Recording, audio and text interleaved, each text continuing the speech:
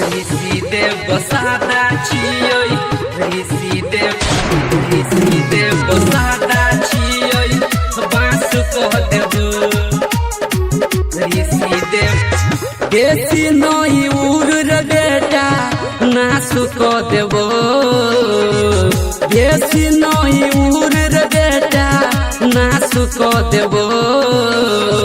ऋषि देव माझी छियै बांस कह देबो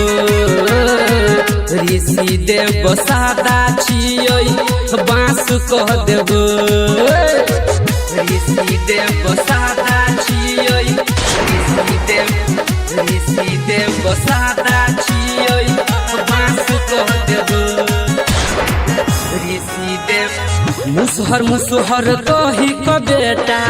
उड़बै छही मजा करे अनुज ऋषि से पंगा तू ले लही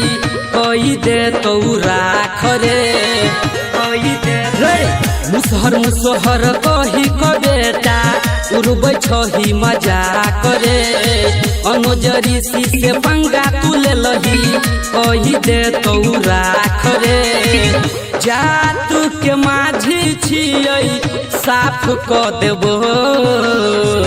जात के माझी छियै साफ क देबो ऋषि देव सादा छियै बांस कह देबो ऋषि देव माझी छियै बांस कह देबो बुझला ऋषि देव सादा छियै ऋषि देव सादा छियै बांस कह देबो ऋषि देव आशीष यादव क गाली तू दक बनै छै रंगदार रे माझी जाति क नीचा देखलही देबो जमीन में गार रे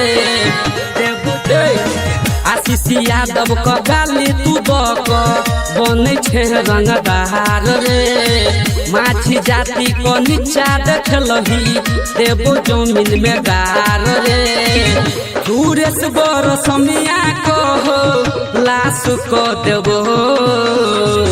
राइटर दिनेश कहो लाश क देबो